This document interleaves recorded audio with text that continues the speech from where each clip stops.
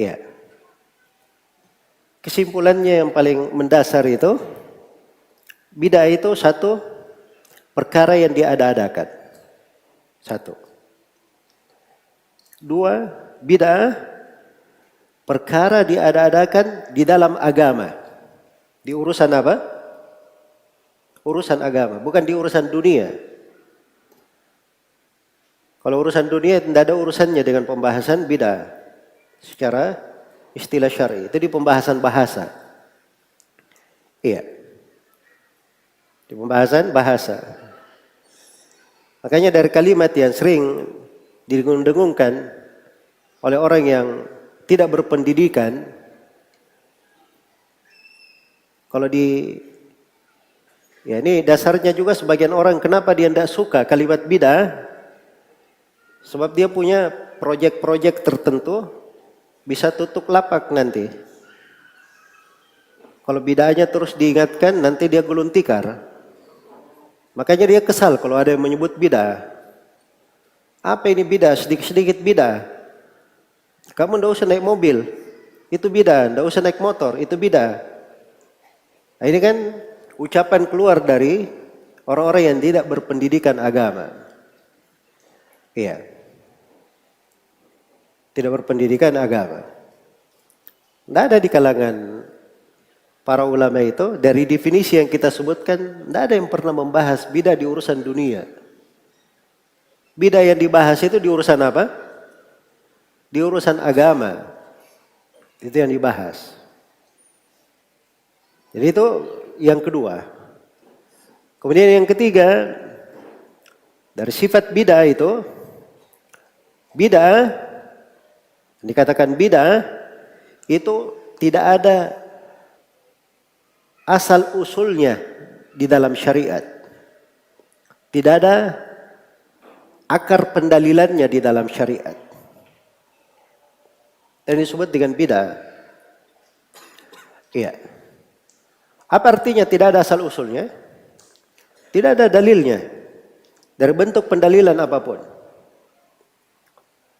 Tidak ada dalil dari Al-Quran, tidak ada dalil dari hadits.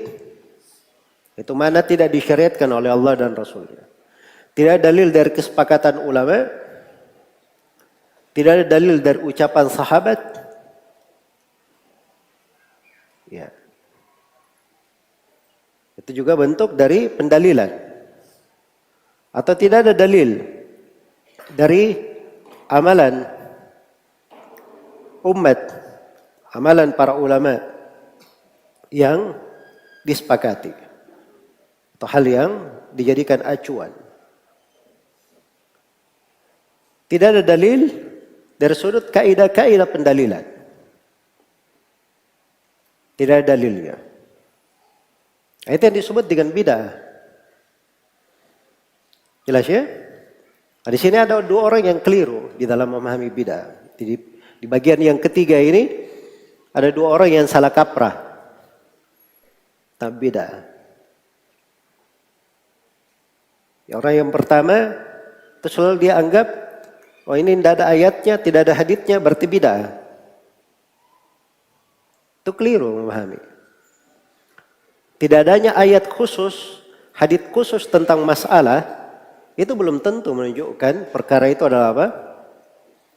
Adalah bid'ah. Mungkin dia ada di dalil yang lain, tapi dalilnya dalil umum. Dalilnya dalil apa? Dalil umum. Yang mencocokinya. Jelas ya? Baik. Seperti ada sebagian orang misalnya, dia masuk di pembahasan sholat istikharah untuk nikah. Dia bahas haditsnya, wah ini haditsnya adalah hadits yang lemah. Maka dia bangun hukum sholat istikharah untuk nikah hukumnya bid'ah. Karena haditsnya lemah. Ini ketidakpahaman seputar makna bid'ah. Betul haditsnya itu lemah. Tapi ada hadits lain umum tentang sholat istikharah. Istikharah pada segala sesuatu. Termasuk nikah. Haditsnya di Sahih Al-Bukhari dari hadits Jabir radhiyallahu ta'ala anhu. Jelas ya? Jadi sudut pendalilan ada, cuman kamu tidak tahu. Jangan sembarangan menghukum itu apa? Menghukum itu bid'ah. Iya. Dari kedetailan pemahaman Imam Ahmad rahimahullah, ketika beliau ditanya tentang hukum doa khatam Al-Quran di dalam sholat. Doa khatam Al-Quran di mana? Di dalam sholat. Maka Imam Ahmad rahimahullah, beliau berdalilkan dengan amalan penduduk Mekah. Dilakukan oleh Ibnu Uyainah dan selainnya. Amalan penduduk Mekah. Datang sebagian penuntut ilmu, itu bid'ah. Tidak ada dalilnya. Iya. Ibnu Uyainah bukan hujjah. Ini keliru ya di dalam memahami. Sudut pendalilan Imam Ahmad itu lebih detail daripada itu. Amalan penduduk Mekah. Di masa itu ulama banyak. Dilakukan, tidak ada yang mengingkari. Dilakukan hal tersebut, tidak ada yang apa? Mengingkarinya. Maka mengatakan itu bid'ah, itu hal yang berlebihan. Jelas ya? Karena itu perlu saya ingatkan bahwa sudut pendalilan itu ada. Itu ada sudut pendalilan. Harus dipahami. Makanya saya tadi bahasakan dari sifat bid'ah yang ketiga, itu sama sekali tidak ada sudut pendalilan di dalamnya. Saya tidak katakan tidak ada dalil dari Al-Quran dan Sunnah. Karena tidak ada dalil dari Al-Quran dan Sunnah secara nas, mungkin ada secara makna. Atau ada di dalam kaidah umum di dalam syariat. Baik, itu sifat yang ketiga. Kriteria yang ketiga. Kemudian yang keempat, kriteria yang keempat dari bid'ah itu, bid'ah ini tidak pernah diperintah oleh Nabi, perintah wajib maupun perintah sunnah. So, kalau dia ibadah itu harus ada perintahnya, perintah wajib maupun perintah sunnah. Iya. Kemudian kriteria yang kelima, dari definisi-definisi yang saya sebutkan tadi, bahwa bid'ah itu umum. Ada bid'ah di dalam keyakinan-keyakinan, dan ada bid'ah di dalam ibadah-ibadah. Ada bid'ah dalam keyakinan, dan ada bid'ah di dalam apa? Di dalam ibadah. Iya. Baik. Karena itu jangan memahami bahwa bid'ah itu hanya terbatas pada ibadah-ibadah saja. Hanya bentuk amalan-amalan saja. Tapi bid'ah juga ada yang terkait dengan keyakinan-keyakinan. Ada yang terkait dengan keyakinan. Seperti meyakini tidak ada takdir misalnya. Atau meyakini Al-Quran itu bukan firman Allah. Al-Quran itu makhluk. Itu bid'ah terkait dengan keyakinan. Iya. Bid'ah terkait dengan keyakinan. Itu semuanya masuk di dalam cakupan bid'ah. Kemudian hal yang lainnya, yang keberapa sekarang? Yang keenam, dari definisi bahwa bid'ah itu dilakukan dalam bentuk taqarrub. Dilakukan dalam bentuk mendekatkan diri kepada Allah Subhanahu wa taala. Iya. Dia meyakini kurbah. Melakukan hal tersebut, diyakini itu ketaatan. Dan mendekatkan dirinya kepada Allah Subhanahu wa ta'ala. Itu masuk di dalam pembahasan bid'ah. Baik.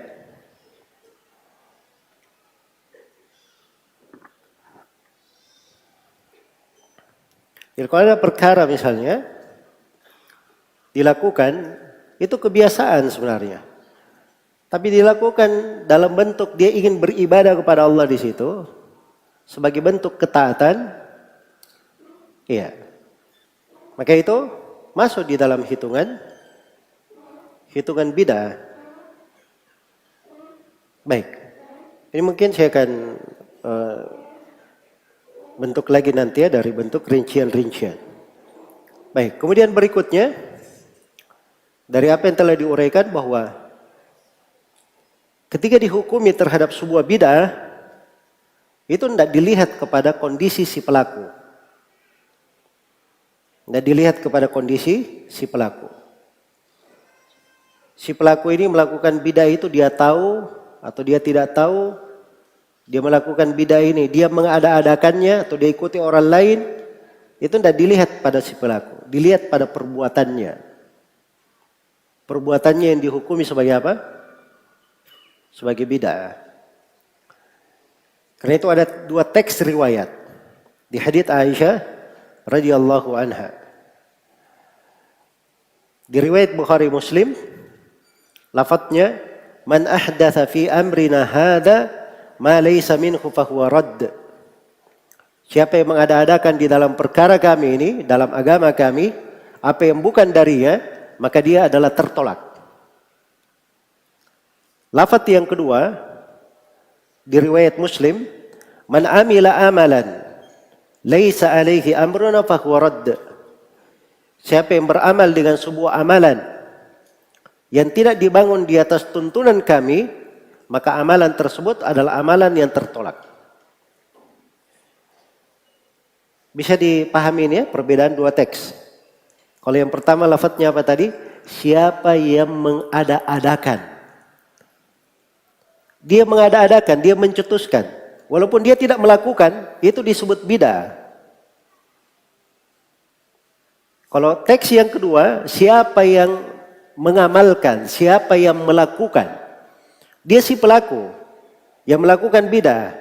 Walaupun bukan dia mencetuskan, bukan dia pemikir awal yang mengadakan bid'ah, tapi dia melakukannya, sama hukumnya, fahuwarat, maka itu tertolak. Itu tertolak. Dan itu diperhatikan di bahasa haditsnya, fi amrina, dalam perkara agama kita. Makanya pembahasan bid'ah itu urusannya di pembahasan agama. Iya, jangan menipu orang. Tidak ada yang mengatakan mobil itu bid'ah, motor itu bid'ah. Tapi itu bahasa sebagian orang ya, bahasa pedagang.